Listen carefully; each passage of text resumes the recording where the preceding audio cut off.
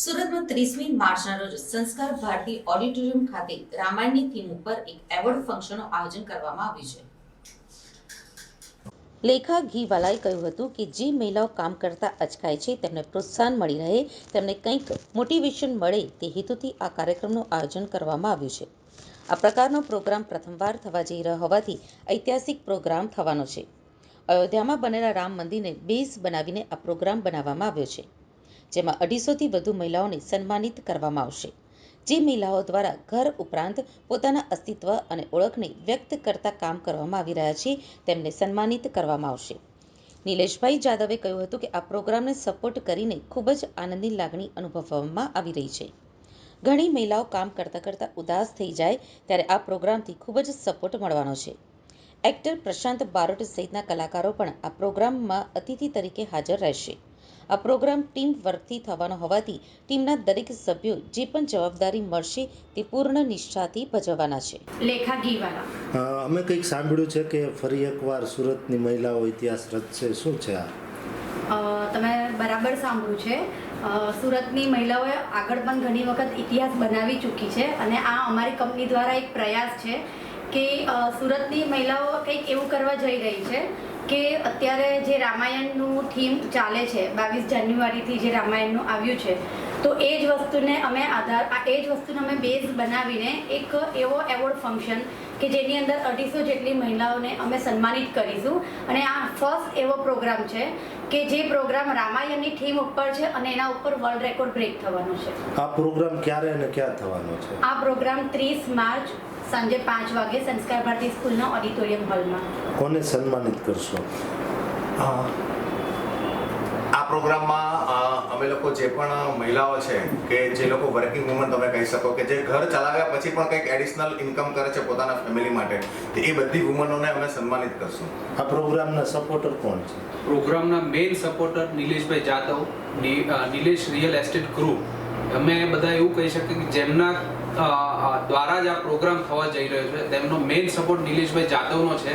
અને along with that PG automation, D Khushadas jewellers, Aura jewellers, Topaz furniture અને એક હજુ જલપુરી, આ બધાના સપોર્ટથી અમે આ પ્રોગ્રામ કરવા જઈ રહ્યા છીએ અને એમાં મેઇન સપોર્ટ નિલેશભાઈનો રહેશે. આવો વિચાર ક્યાંથી આવ્યો?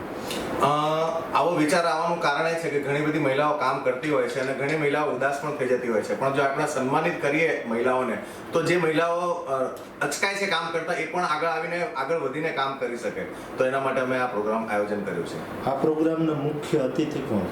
આ પ્રોગ્રામના મુખ્ય અતિથિ બોલિવૂડ એક્ટર પ્રશાંત બારોટ, જેમને 100થી પણ વધારે મૂવીમાં કામ કર્યું છે, અને સાથે ઝાહિર હકીમ સર, જે સાયબર ક્રાઇમમાં અત્યારે અવેરનેસના બહુ સારા પ્રોગ્રામ કરે છે, અને એમની સાથે આપણા સુરતના લાડકા આરજે દેવાંગ, જેને આપણે આરજે દેવલો કરીને સાંભળીએ છીએ, તેઓ બધા જ અમારા પ્રોગ્રામના મુખ્ય અતિથિ તરીકે આવશે. તમે બધા આ પ્રોગ્રામમાં શું ભૂમિકા ભજવશો? આ પ્રોગ્રામની અંદર દરેકની પોતપોતાની અલગ અલગ ભૂમિકા છે. આ એક ટીમ વર્ક છે. આ કોઈ એક સિંગલ વ્યક્તિ દ્વારા આ કામ નથી થવાનું, પોસિબલ નથી. તો આ એક ટીમ વર્ક છે અને જેની અંદર આ આખી ટીમ દરેક પોતાની જે પણ જવાબદારી છે એ એકદમ બરાબર નિભાવશે એમની જગ્યા પર, અને આ બધાની જવાબદારીઓની સાથે જ આ પ્રોગ્રામ, અમારો આવનારો પ્રોગ્રામ સફળ થશે. નિલેશ રિયલ એસ્ટેટ ગ્રુપ, તમને કેમ એવું લાગ્યું કે આમાં સહભાગી થવું જોઈએ?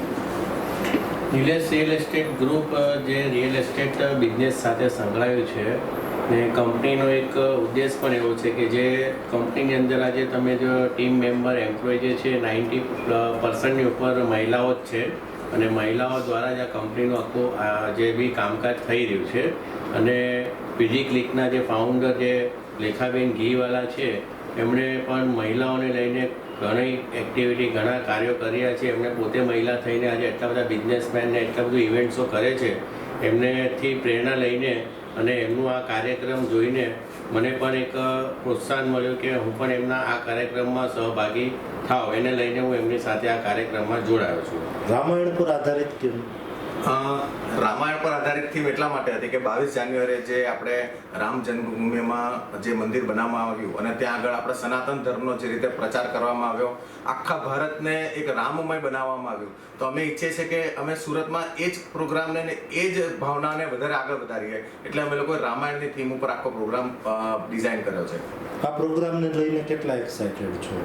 આ પ્રોગ્રામ લઈને ઘણા જ બધા એક્સાઇટેડ છે, કારણ કે રામની ઉપર તો થવા જઈ રહ્યું છે, પણ જ્યાં રામ હોય છે ત્યાં સીતા હોય છે. અને અમારું એવું માનવું છે કે દરેક મહિલા એક સીતાની જેમ જીવન જીવે જ છે. દરેક મહિલા પણ પોતાની રોજની લાઈફમાં ક્યાંક ને ક્યાંક અલગ અલગ ક્ષેત્રમાં અથવા તો અલગ અલગ સવાલોને લઈને અગ્નિ પરીક્ષા આજની તારીખમાં પણ મહિલાઓ આપે જ છે.